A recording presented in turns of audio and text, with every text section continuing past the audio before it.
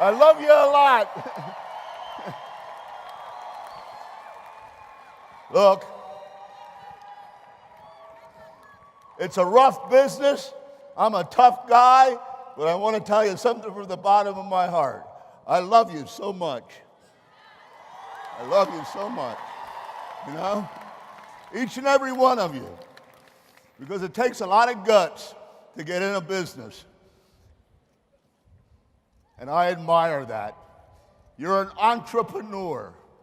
I remember when I was 20 years old, I went to Bermuda, and I saw these big houses and boats, and I asked an English gentleman, a black English gentleman who managed the estate, who are those people?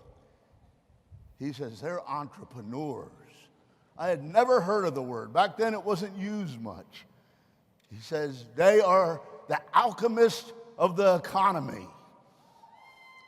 They create businesses, give employment, take the risk, and it's magic. They are the high priest of society and of the economy. I said, I want to be an entrepreneur. An entrepreneur. Congratulations. You're one. You know, I changed the title of this talk. It goes to show how little my people understand what I do. They called it recruiting. I said, I can't talk on recruiting. I don't recruit. I don't recruit.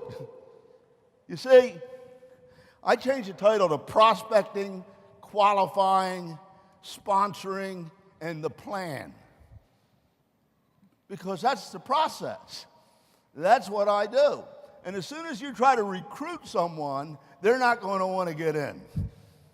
You agree with that? I'm going to teach you a lot today.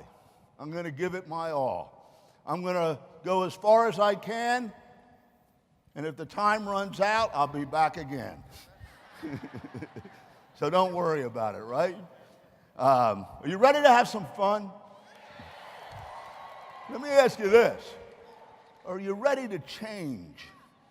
Or are you so stubborn in your mind that you think you know it all and aren't willing to learn anything or try anything new so that you can just stay where you are?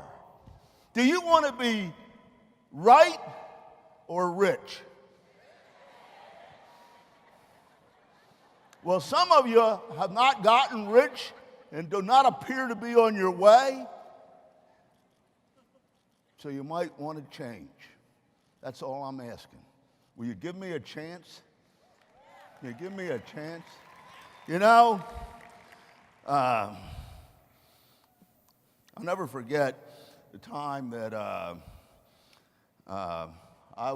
we have a lot of friends in the NBA, like, you know, Scottie Pippen, Melo Anthony. I was at the Hall of Fame induction in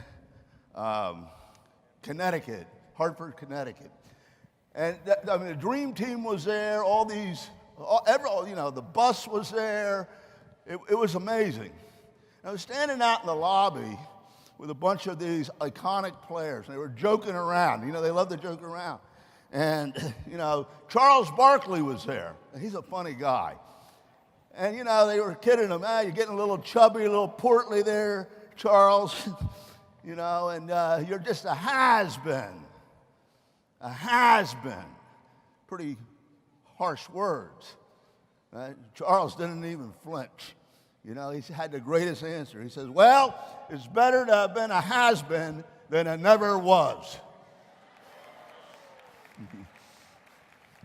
You know? Have any of you felt recently that maybe you might be a has-been, but not a never was?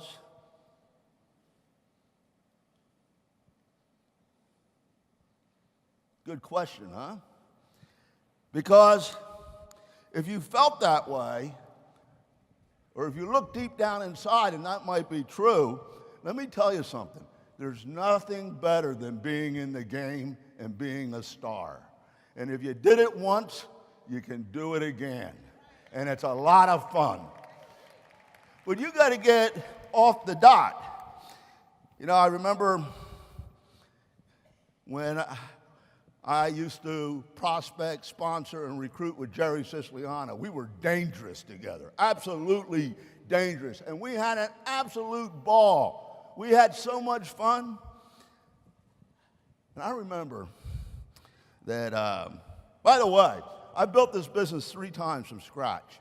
One time in the Big A, and it wasn't Amazon. I hit some records as the fastest growing. I did it again in my major company as the top pen level, and I did it a 3rd time here. I think I know what I'm doing because I repeated it 3 times. Now, I don't know if you know what you're doing. But Jerry and I used to whoop it up. And I remember he was 68, 1996. We had built a huge organization, and it was growing. And he put the heart back in the business. And he was on his deathbed, 68 years old. Some of you are approaching that. Some of you are older. Some of you are getting up there.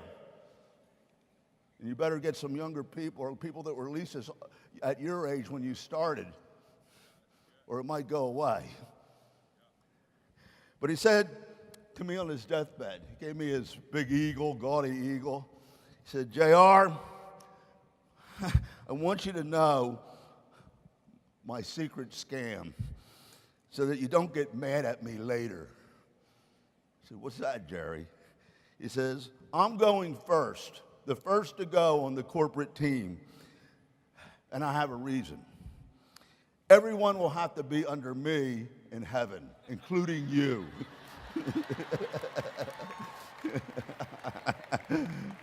So look,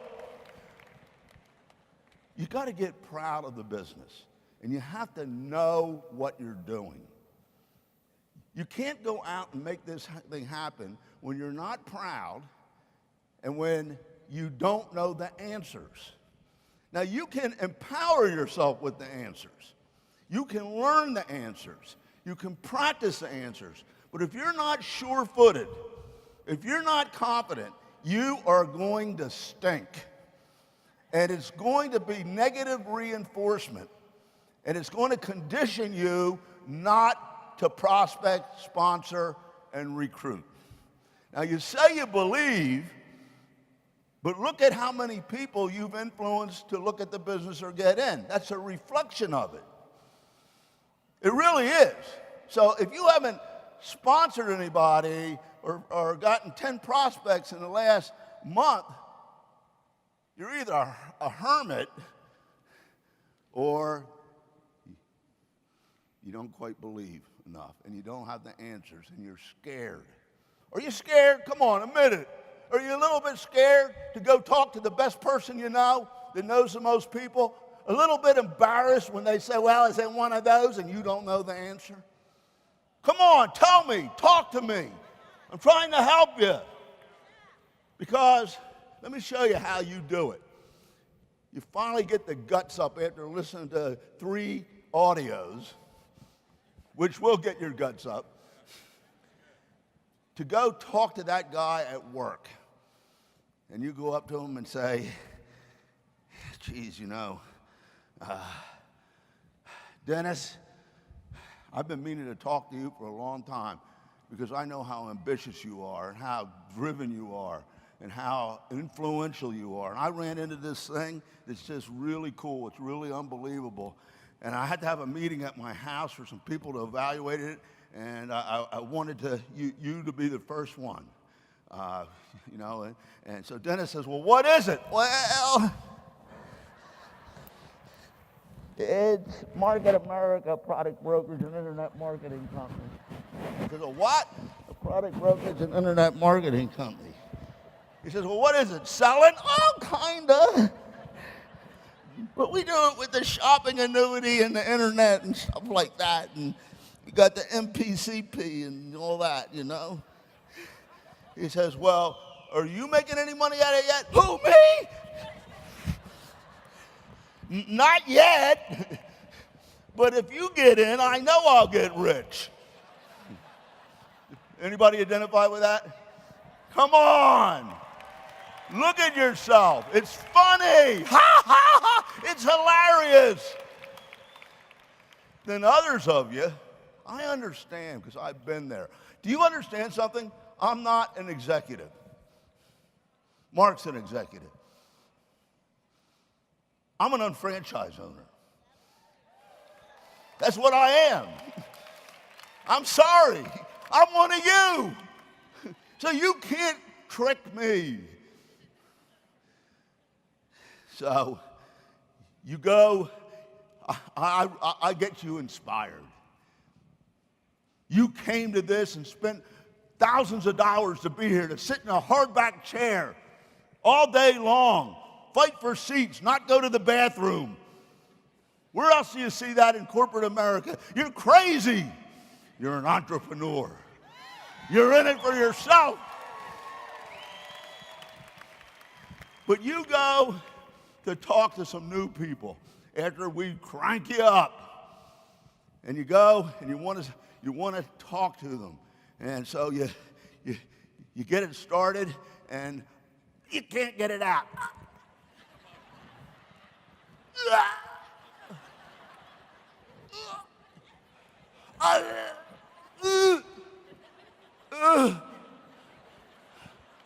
Do you want to get in something?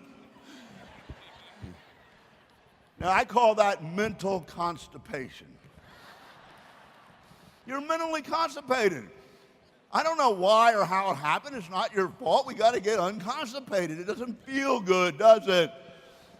Come on, guys, have fun with me. So look, I am your mental enema.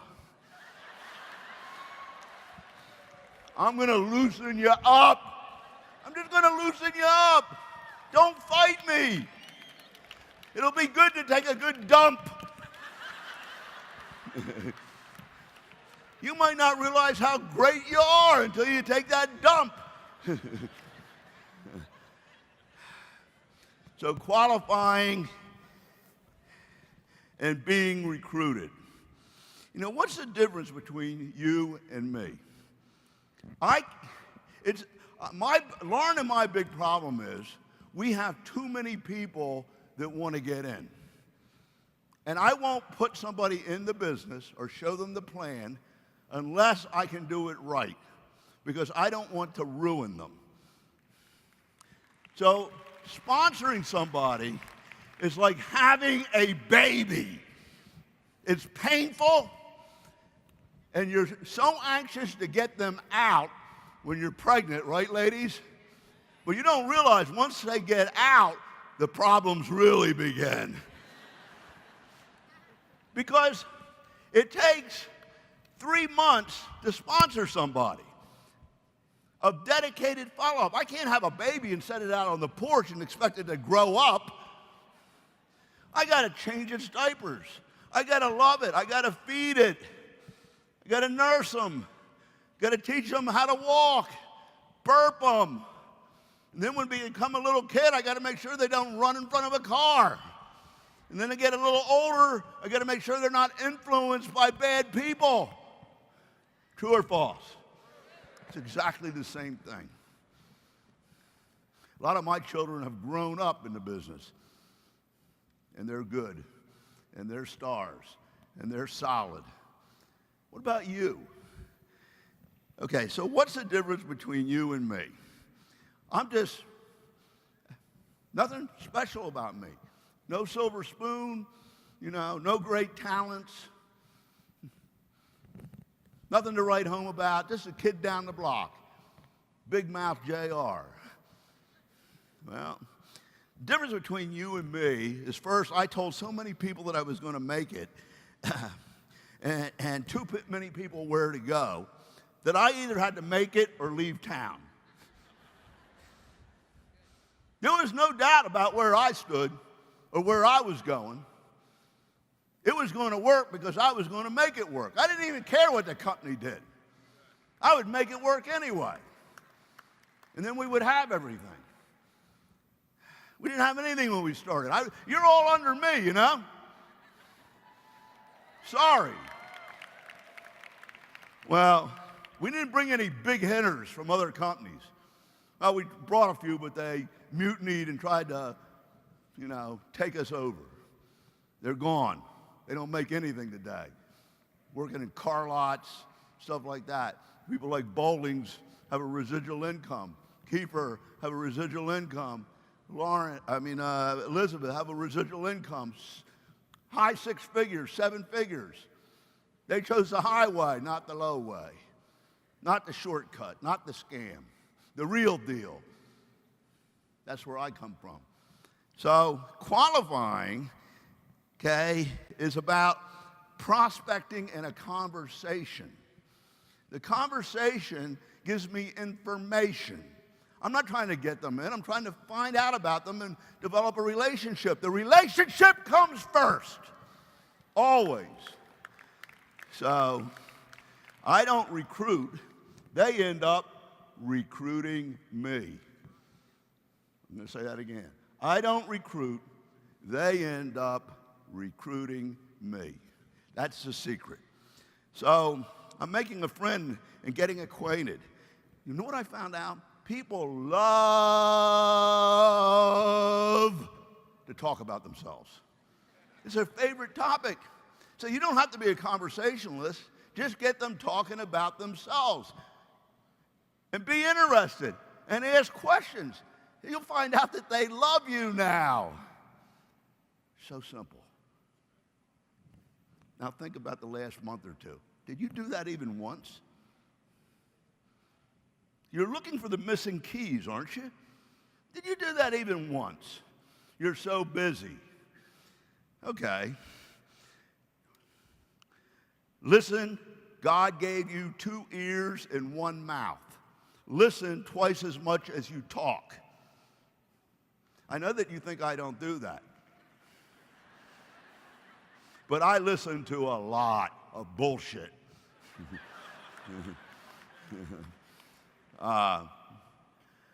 So when you listen with 2 ears, they will expose their pain. Beautiful thing. Now they gave you the trigger. Or you'll learn about what they wish. Listen to this. This is really simple. And any one of you here can learn it and do it. Let me ask you a question. I was going to do this later. Let me ask it to you right off the bat. What would happen in this room if every single one of you, including you big whales, what I call the guys that are earning huge money, and when they get in the water, it pushes it all out of the pool because they're big. What would happen if every single one of you added 1 person this month? What would you feel? What would it do to your organization? 1 person, 1 good person. And that's all you focus on. Well, each one of you should have 2 legs. That means 2 new people in the legs, and you added 1. What would happen? How many pen levels? How much income? You want a solution? You came here to find something out. There it is right there. Do something. Like Art Williams says, just do it. Just do it.